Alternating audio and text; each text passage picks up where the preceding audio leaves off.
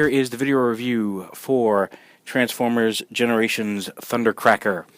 He is the last of the three. Well, I mean, the last one I've gotten. Skywarp technically was the last. He came out a couple waves ago.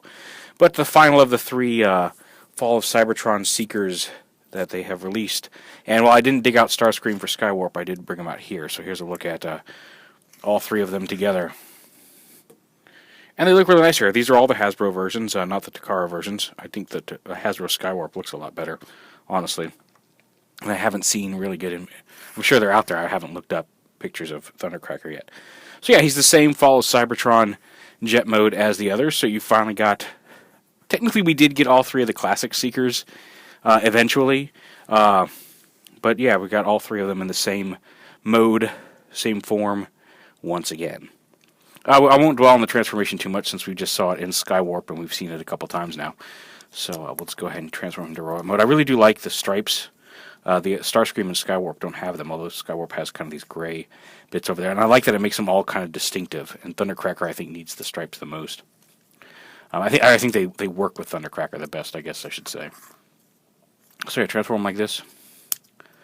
Pull the legs down, flip them around, flip the cockpit, little nose cone up.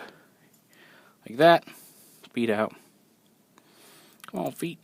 He does have little ankle tilts, which is kind of nice, but no real otherwise ankle articulation to speak of, aside from that toe. Bring it down, pull the arms out.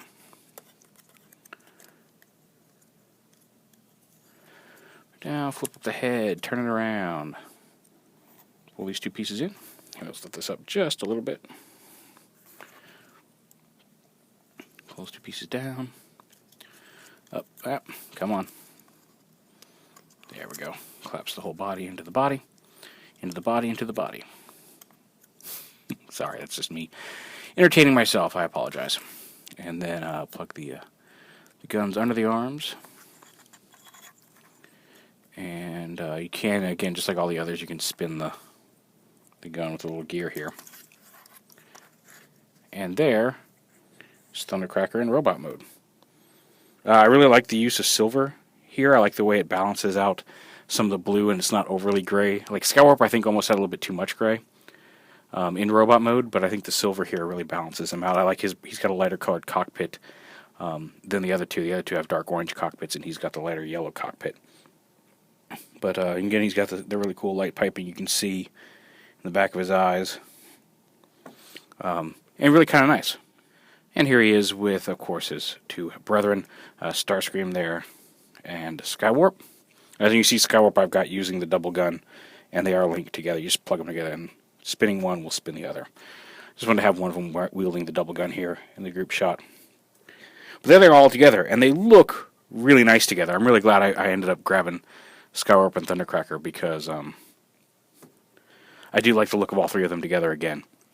I think they seem a little dated now, especially with some of their wave mates. Although that's less of the engineering of the mold and more of I think the video game design. But yeah, like I don't feel like they're quite. Both Thundercracker and Skywarp seem a little out of place in the waves they're in, just with the other figures. It's not necessarily a bad thing. They do look great together. I'm really glad. Like I said, I really am glad I hunted them down. If you've got Starscream already, you can get these two still at retail for a pretty decent price, so I do recommend getting them down. They look great together as a trio.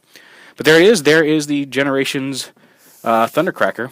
I forgot to mention he does come with the comic book, which is just a reprint of Spotlight Thundercracker.